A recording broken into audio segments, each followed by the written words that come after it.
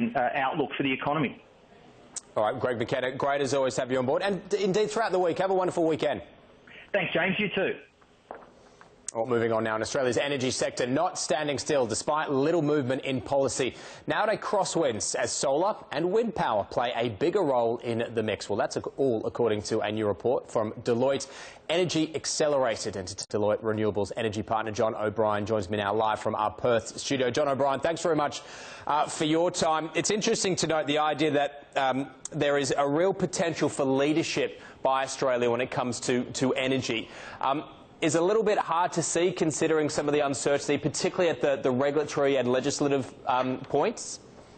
Yeah, thanks, James. And it's a really interesting time in the energy world. Some of us have been doing it a long time, and it's what's really interesting for me is this, sort of the transition of energy sources that we've been talking about for a very long time is actually really accelerating fast at the moment. And there's massive disruption to the companies in the energy sector, but also actually to the consumers who are taking the energy out of the system. And where I think it's really interesting, politics clearly is an interesting area in this and the regulatory framework. The change is happening regardless of that. So consumers are actually just moving. So whether it's a big mining company or a big industrial or mums and dads, they're actually seeing that there's a price advantage to moving now. So it's just accelerating on its own. So the politics is becoming less relevant, which is lovely. Which is indeed lovely. So can we talk about where we are then in terms of the energy mix, in particular the ability for, I suppose, for lack of a better word, alternative energy sources to completely replace on a commercially viable basis some of the older form fossil fuel energy uses? Yeah, there's a lot of really interesting work on that at the moment. It's not going to happen overnight. So we're not going to be shutting coal-fired power stations tomorrow. We are going to be over the next 10 or 15 years, and that's interesting. So can renewables on their own basically provide reliable power? Is it going to be reliable, and is it going to provide security of supply? And so there's a whole lot of work coming out of the US. We've done a whole lot of modelling over the last 6 months. So it's certainly possible. You need a little bit of batteries. So the batteries might be the lithium batteries, like the big battery in my home state of South Australia, or it might be pumped hydro. There's a lot of talk looking at that. And the other bit of that equation is also demand response. So how do we switch stuff down at different times, which saves money as well, but actually provides a bit more of an interactive system. The energy system historically has been very linear. Kind of you produce over here and you consume it over here, and it's becoming a far more interactive and complex. And as we get better with understanding the data from that and using it, then actually we'll find that we can integrate pretty much 100% renewables. But it's going to take us 10 or 15 years, and we've looked at the different scenarios of how that could roll out. And I'll get to that in just a moment, but considering that then, that sort of 10 to 15 year horizon, how to that eventuality is the storage of that energy, the growth, if you like, in terms of that ability to store that level of energy? So yeah, it's a really important part. You don't need to store all the energy. You don't need 100% capacity, but you do need 10 or 20% of some sort of storage just for the peaks and troughs. So lithium batteries have come down in price 80% in the last 8 years. They're forecast to continue going down, so they are getting cheaper. But there's other ways of storing energy. So there's people who are looking at pumped hydro. So you pump the water up the hill when you've got excess energy, and you let it roll down when you need more.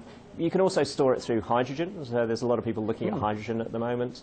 There's even sort of people looking at sort of compressed air storage. There's a lot of different ways of storing energy. It can be chemical storage as well, and molten salt.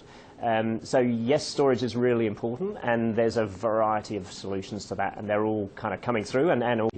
What about some sort of bridge between now and to 15 years' time, where you could perhaps have 100% of that energy supply from renewables? Does gas play a role? I know that's very much seen as a transition source, if you like, when it comes to energy. Yeah, to some extent. So it is certainly it's a really important part, and we work with a lot of the gas companies to help them work out where they can best play in this. The challenge is the price paths of the renewables is coming down so quickly, particularly solar, but wind as well. There's a whole lot of technical innovation that's happening that's going to continue driving those price paths down. So yes, absolutely. For the next while, gas is a really useful because it's relatively fast response. Not as fast as a battery, but it's reasonably fast response. You can kind of take off. You can turn it on and off, whereas it's difficult to do that with a coal-fired power. So yes, there's definitely a role for gas there for a while. And again, looking at our different scenarios, it's kind of for some of them it hangs around longer, and for some of them actually, you know, it also winds down. Right. And if you look at the drivers of, you know, what's driving all this, obviously there's, you know, sort of Paris Agreement and climate targets, but there's also some really other interesting things on the way, is the investor pressure, and we're seeing that with the AGMs increasingly, and you know, various resolutions. But also the task force on climate-related financial disclosure, that going to put huge pressure on big companies. And actually, just renewables are getting so cheap. So they are if you're building new generation, renewables are way cheaper than anything else at the moment. There's some old power plants that maybe can produce power more cheaply currently, but the price paths are coming down really quickly. You mentioned various scenarios that you've modelled. Just walk us through a few of the key scenarios that you've come up with.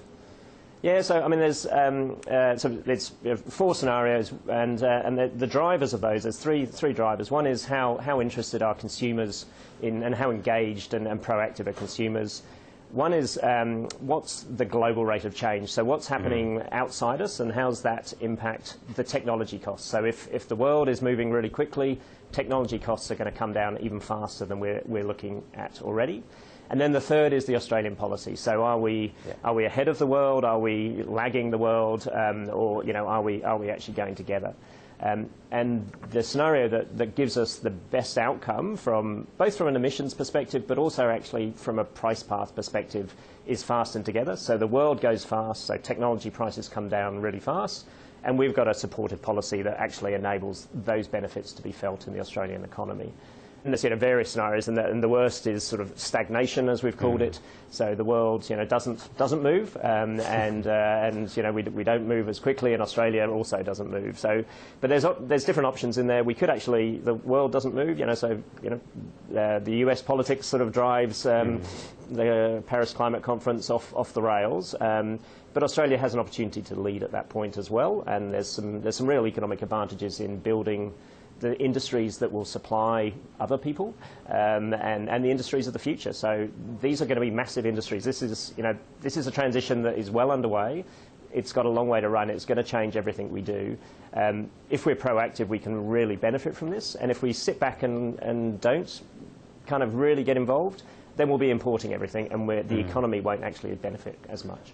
To what extent, John, have you been able to model out sort of economic benefits, particularly in the scenario whereby Australia becomes when it comes to some of the technologies around renewables and adoption?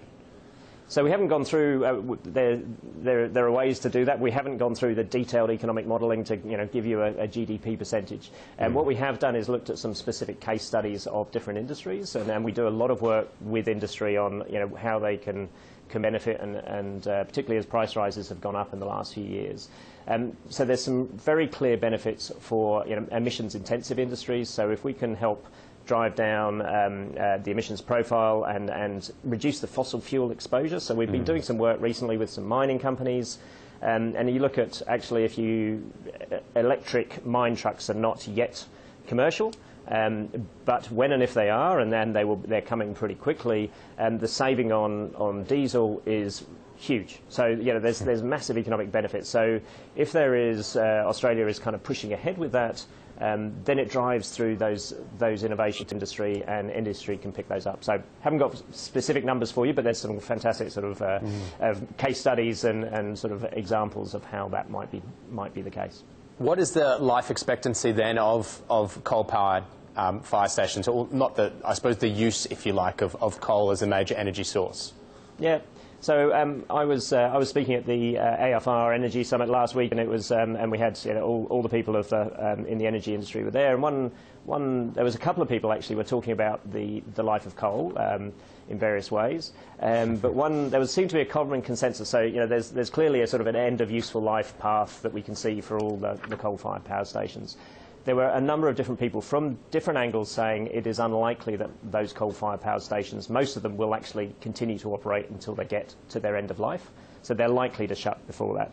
Actually, on the modelling where we looked at, what is coal going to be, so on the fast and together, which actually produces the greatest benefits to consumers in Australia, we found in about 2035 we've got 30% of our coal, of our total generation mix is from coal, and by 2050 it's all gone.